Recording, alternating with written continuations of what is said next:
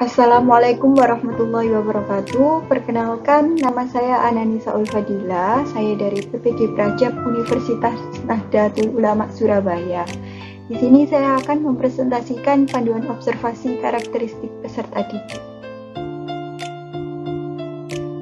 Baik, yang pertama yaitu sebelum melakukan observasi, observer harus melakukan atau menuliskan nama dari observer tersebut. Kemudian menuliskan kelas sasaran observasi. Aspek-aspek yang akan diobservasi, yang pertama ada perkembangan fisiologis peserta didik. Di sini karena yang diobservasi adalah tingkat sekolah dasar, jadi pertanyaannya bagaimana perkembangan fisik anak antara usia 7-12 tahun. Kemudian yang kedua ada budaya sekolah. Di budaya sekolah ini ada dua pertanyaan. Yang pertama, apakah suasana sekolah mendukung pembelajaran dan interaksi yang optimal? Kemudian yang kedua, secara umum apakah profil pelajar Pancasila dihidupkan dalam sekolah? Nah, ini bisa dilakukan di dalam kelas ataupun di luar kelas. Kemudian budaya kelas. Nah, untuk mengobservasi budaya kelas ini ada 3 pertanyaan. Yang pertama, bagaimana guru dan peserta didik melakukan kesepakatan kelas. Kemudian, kesepakatan apa saja yang dilakukan oleh guru dan peserta didik. Dan yang ketiga yaitu bagaimana cara guru menekankan nilai-nilai profil pelajar Pancasila kepada peserta didik. Ini bisa dilakukan di dalam kelas. Kemudian, aspek berikutnya yaitu keterlibatan peserta didik. Ada 5 pertanyaan yang bisa ditanyakan atau yang bisa diobservasi. Yang pertama yaitu, apakah peserta didik itu terlibat aktif selama pelajaran berlangsung? Kemudian, bentuk apa saja keterlibatan peserta didik dalam pembelajaran ini? Jadi, observer bisa menuliskan keterlibatan peserta didik apa saja yang terjadi di dalam kelas. Kemudian yang kedua, jika peserta didik terlibat dalam kelas, kemudian bagaimana guru memotivasi peserta didik untuk terlibat dalam pembelajaran. Nah, di sini motivasi apa yang dilakukan oleh guru bisa dituliskan di hasil observasi. Kemudian yang ketiga, jika peserta didik tidak dapat atau tidak terlibat dalam pembelajaran di kelas, nah peserta didik ini mengapa kok tidak termotivasi. Kemudian yang keempat, apakah observer itu menangkap antusiasme belajar dari peserta didik. Nah, dan yang terakhir, apakah peserta didik aktif merespon pertanyaan guru selama pembelajaran berlangsung? Ini bisa dijelaskan pada tabel hasil observasi. Aspek berikutnya yaitu tentang identifikasi kesiapan siswa. Di sini untuk mengobservasi identifikasi kesiapan siswa ada 3 pertanyaan. Yang pertama, apakah di awal pembelajaran guru mengamati atau mengecek kesiapan peserta didik, baik secara kondisi maupun secara materi yang diajarkan? Kemudian yang kedua, apa yang dilakukan oleh guru saat mengetahui bahwa kompetensi awal peserta didik itu beragam? Dan yang ketiga, bagaimana guru mendampingi setiap peserta didik agar bisa mencapai tujuan pembelajaran? Kemudian aspek berikutnya ada perkembangan emosi. Dalam observasi perkembangan emosi ini ada 2 pertanyaan. Yang pertama, sejauh mana kelas dan ruang pembelajaran itu menjadi ruang ekspresi diri yang sehat untuk peserta didik? Dan yang kedua, bagaimana guru merespon peserta didik yang belum bisa mengekspresikan diri dengan tepat?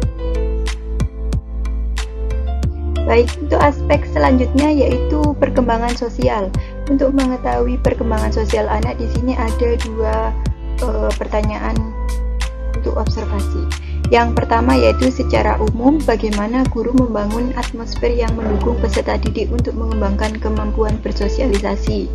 Misalnya, peka terhadap situasi sekitar, berempati, saling menghargai, serta berinteraksi dan berkomunikasi. Kemudian yang kedua, bagaimana guru memfasilitasi peserta didik dalam mengembangkan keterampilan sosial peserta didik dalam kegiatan belajar. Misalnya ketika peserta didik melakukan kerja kelompok dan mengerjakan proyek bersama. Kemudian ada perkembangan moral dan spiritual. Di sini ada satu pertanyaan yang bisa dilakukan, yaitu Apa saja yang dilakukan guru dalam membangun nilai-nilai integritas dan spiritual peserta didik? Aspek berikutnya yaitu mengenai etnik. Ini ada dua pertanyaan. Yang pertama yaitu jenis etnik apa saja yang terdapat dalam kelas. Kemudian yang kedua, apakah keberagaman etnik itu mempengaruhi proses pembelajaran di kelas? Kemudian ada aspek kultur. Di sini ada dua pertanyaan yang bisa digunakan. Yang pertama yaitu budaya apa saja yang dimiliki oleh peserta didik dalam kelas, dan yang kedua, apakah keberagaman budaya mempengaruhi proses pembelajaran di kelas? Aspek berikutnya ada status sosial. Ada dua pertanyaan pada aspek ini. Yang pertama yaitu status sosial apa saja yang dimiliki oleh peserta didik dalam kelas. Kemudian, apakah status sosial mempengaruhi proses pembelajaran di kelas? Kemudian, aspek minat. Ada dua pertanyaan. Yang pertama, bisa menjelaskan minat apa saja yang ditemukan di dalam kelas. Kemudian yang kedua, bagaimana cara guru agar minat anak itu dapat dikembangkan di kelas, atau bahkan juga dapat dikembangkan di luar kelas.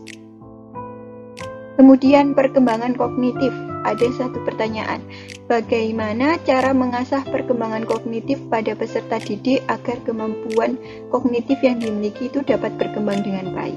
Ini menuliskan cara yang dilakukan oleh guru. Kemudian ada kemampuan awal. Apa yang dilakukan oleh guru untuk mengetahui kemampuan awal peserta didik? Aspek berikutnya ada gaya belajar. Di sini gaya belajar ada dua pertanyaan. Yang pertama, gaya belajar apa saja yang ada di dalam kelas. Kemudian yang kedua, bagaimana cara guru memfasilitasi berbagai macam gaya belajar anak. Observer bisa menuliskan di hasil observasi. Kemudian yang terakhir ada perkembangan motorik. Perkembangan motorik ini ada dua hal yang harus diobservasi. Yang pertama, apakah motorik kasar anak dapat berkembang dengan baik di kelas? Dan yang kedua, bagaimana cara guru dalam mengembangkan motorik anak di dalam kelas? Kemudian, setelah melakukan observasi dengan berbagai aspek, yang terakhir, observer membuat sebuah kesimpulan. Kesimpulan dapat dituliskan di kolom paling bawah, yaitu kesimpulan. Baik, itu saja yang bisa saya sampaikan. Terima kasih. Mohon maaf apabila ada kata-kata yang kurang berkenan. Saya akhiri. Wassalamualaikum warahmatullahi wabarakatuh. Semangat!